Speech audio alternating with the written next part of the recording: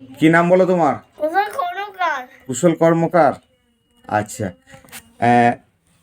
আপনার তো ওনার ফ্রেন্ডস, বলছি কি সমস্যা ছিল বলুন, একটু জোরে বলুন। মানে স্কুলে যেত, স্কুলে বসে থাকতো না, গোটায় ঘুরে বেড়াইতো। কিছু সমস্যা হলে স্যারের কাছে চলে যেত, স্যারদেরকে হাতে ধরে নিয়ে ক্লাসে চলে আসতো। স্যারদেরকে কিছু হলে হাতে ধরে নিয়ে ক্লাসে চলে আসতো। স্যারের হাত ধরে নিয়ে ক্লাস চলে আসতো? স্যাররাও বিরক্ত হতো, আমাদেরকে 2-3 বার বলেছে।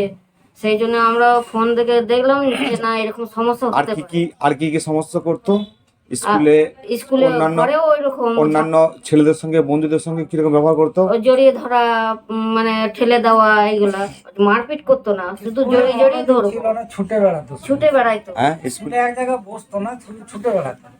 হয়তো মাস্টার পড়া দিচ্ছে না, হয়তো পড়া দেখছে না, দৌড়ে বেড়াচ্ছে, কোনো মনোযোগই ছিল না।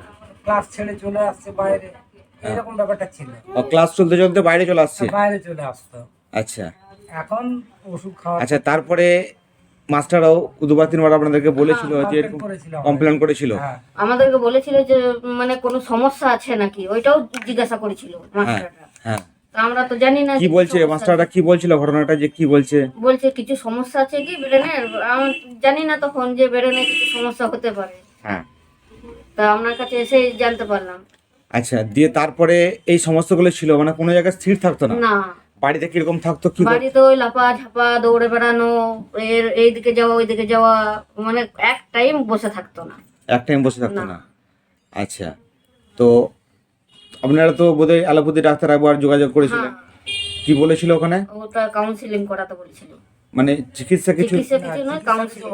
চিকিৎসা কিছু নেই, না। কাউন্সিলিং করাতে বলেছিল? কাউন্সিলিংটা বলি। আচ্ছা, তারপর আপনারা এখানে আমাদের সন্ধান পেলেন, হ্যাঁ, তো তারপর এখানে নিয়ে এলেন। হ্যাঁ, এখানে তো ওষুধ বোধহয় 4 বার খাওয়ানো হয়েছে এই নিয়ে। হ্যাঁ, এইটা নিয়ে 4 বার, হ্যাঁ 4 বার ওষুধ খাওয়ানো হচ্ছে। যাই হোক, তো এখন আপনি আগের থেকে কিরকম এই তো দেখেছিলাম প্রথম দিন আমার কাছে এসেছিলাম, খুব ছোট করেছিল, অনেক বেটার। আমার পেপারের ছিল, সেগুলো দিলাম পরে ভেঙে গেল।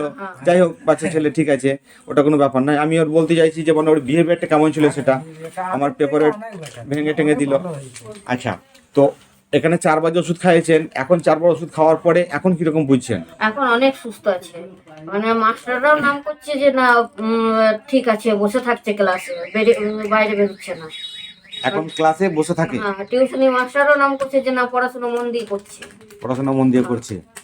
আচ্ছা, পড়াশোনায় মন দিচ্ছে, ক্লাসেও মন দিচ্ছে। মানে মাস্টারদেরকে আগে বই খাতা কিছু দেখাতো না, এখন দেখাইছে। মানে আগের থেকে লাফা ঝাপাটাও কমেছে, আর আপনার ঘরেও লাফায় না। মনটাও দিচ্ছে। হ্যাঁ। ঘরেও যে খাট থেকে ঝাঁপিয়ে লাফায়, তা এখন আর লাফায় না। আগে যেটা ঘরে করতো, যেটা আগে যেটা করতো করতো, এখন আর করে না। এখন সেটা ঘরে যে খাট থেকে লাফানো, এগুলো কিছু করে না। না। না, আগে লাফিয়ে লাফিয়ে হাঁটতো, সেটাও এখন খুব আস্তে আস্তে হাঁটা হয়ে গিয়েছে।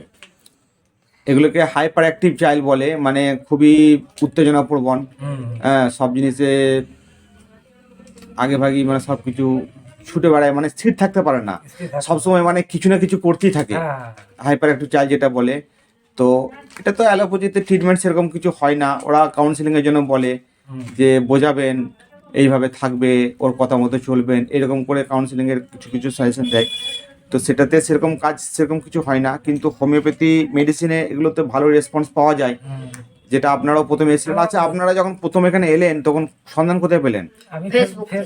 ফেসবুক দেখেছিলেন? ফেসবুক দেখে আপনাদের এটা কি মনে হলো, যেটা অ্যালোপ্যাথিতে আপনাকে বলেছিল যে কাউন্সিলিং করানোর জন্য, তো এটা কি মনে হলো যে হোমিওপ্যাথিতে সারবে বা ট্রিটমেন্ট আছে না, এটা কোনো সন্ধান পেয়েছিলেন কিছু? না, আমি ইউটিউবে দেখেছিলাম যে মানে হোমিওপ্যাথিতে এটা সারে।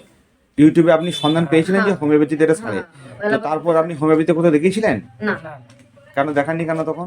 ওইদিকে নাই সেরকম। মানে সেরকম কোনো হোমিওপ্যাথি ডাক্তারের সন্ধান পাননি? পাইনি। একটা মানে জানতে পেরেছিলেন যে এটা হোমিওপ্যাথি ট্রিটমেন্ট আছে, ট্রিটমেন্ট আছে, কিন্তু কোথায় ডাক্তার দেখাবো বা কোন ডাক্তার দেখাবো সেরকম কোনো সন্ধান পাননি। সন্ধান পাইনি। তো তারপর আমার ঠিকানা এখানে ফেসবুক থেকে পেলেন, তারপর এখানে নিয়ে এলেন। সেদিনে যখন প্রথম দিন এলেন সেদিনও তো খুব অস্থির করছিল, খুব ছুটে বেড়াচ্ছিল, তো এরকম ছিল। তো সেই তুলনায় এখন মোটামুটি অনেক ভালো। অনেক ভালো। এখন যদি পার্সেন্টেজ করে বলতে বলি আপনাদেরকে, তো মোটামুটি কত পার্সেন্ট এখন ভালো আছেন বুঝতে পারছেন? মোটামুটি মানে 75% করে।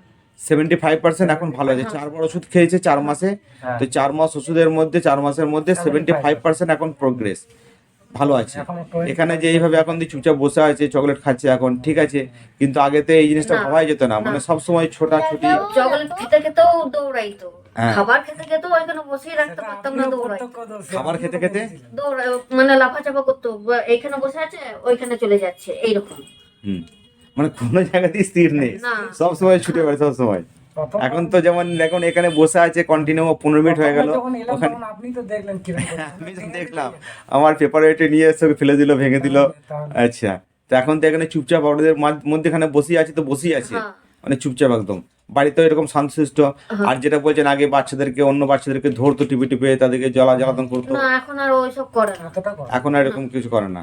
মানে এখন ওভারঅল মোটামুটি সবকিছু এখন অনেকটাই ভালো আছে, ভালো আছে। আপনাদের 75%। 75% ভালো আছে। এটা তো বিরাট একটা রেজাল্ট হ্যাঁ। যে 4 মাসের মধ্যে এই হাইপার অ্যাক্টিভ চাইল্ড, তো সে 75% ভালো আছে। ঠিক আছে, মোটামুটি আরও যে 25% আছে সেটাও পুরোপুরি কিওর হয়ে যাবে, একদম নর্মাল হয়ে যাবে। ট্রিটমেন্ট তো একটু কন্টিনিউ করছেন, রেগুলারিটি রাখুন, এবং আপনাদের তো বিশ্বাসটা আপনাদের একটা জায়গা থেকে ইউটিউব থেকে পেয়েছিলেন, এবং সেটা আপনার চাক্ষুষ প্রমাণও পেয়ে গেলেন। হ্যাঁ। ঠিক আছে, পুরোপুরি একদম কিওর হয়ে যাবে। আর এই ধরনের ট্রিটমেন্ট বাচ্চাগুলোতে যেগুলো অটিজম চাইল্ড বলে সেগুলো, বা এডিএইচডি, এই এক ধরনের রোগ এগুলো, হাইপার অ্যাক্টিভ চাইল্ড, তো এগুলো হোমিওপ্যাথিতে খুব ভালো ট্রিটমেন্ট হয়। এবং আমাদের মতো অনেক ডাক্তারবাবু আছেন যারা এই ট্রিটমেন্ট দীর্ঘদিন ভালোভাবে ট্রিটমেন্ট করে আসছে। অ্যালোপ্যাথিতে এগুলো ট্রিটমেন্ট সেরকম কিছু নেই, ওরা শুধু কাউন্সেলিংয়ের জন্য বলে, মেডিসিন কিছু সেরকম নেই। কিন্তু হোমিওপ্যাথিতে এগুলো ট্রিটমেন্ট আছে, যেটা আপনারা শুনেছেন বা আপনাদের নিজের ক্ষেত্রেই সেটা প্রমাণ দেখলেন। তো ঠিক আছে, তো সেই হিসেবে সাধারণ মানুষদের সম্বন্ধে যদি কিছু বলার থাকে একটু দু এক কথা বলতে পারেন।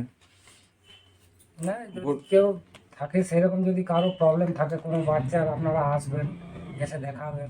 আমরা যেরকম ফল পেলাম নিশ্চয়ই পাবেন, ফল পাবেন। যাই হোক, আমার এই ভিডিওগুলো করার উদ্দেশ্য হচ্ছে সাধারণ মানুষকে হোমিওপ্যাথি সম্বন্ধে একটু অবহিত করার জন্যে, যেগুলো মানুষ হয়তো ভাবতেই পারে না যে এগুলোতে হোমিওপ্যাথি ট্রিটমেন্ট আছে, বা যারা ধরুন কোনোদিন হোমিওপ্যাথির ধারে পাশেই যায় না, যে কোনো জিনিস হয় তারা মডার্ন প্যাথিতেই ভরসা রাখে, যায়ই না। তো এগুলো দেখে যদি তাদের মনের মধ্যে একটু হয় যে না একবার দেখি, একবার হোমিওপ্যাথি ট্রাই করে দেখি, তো সেই সাধারণ মানুষকে হোমিওপ্যাথি সম্বন্ধে একটু জানানোর জন্য, সচেতন করার জন্য আমার ভিডিওগুলো করা। এগুলো ফেসবুক, ইউটিউবে দেওয়া হয় এগুলো হোমিওপ্যাথির প্রচারের স্বার্থে। হ্যাঁ, ঠিক আছে, ওকে, ঠিক আছে তো, আচ্ছা।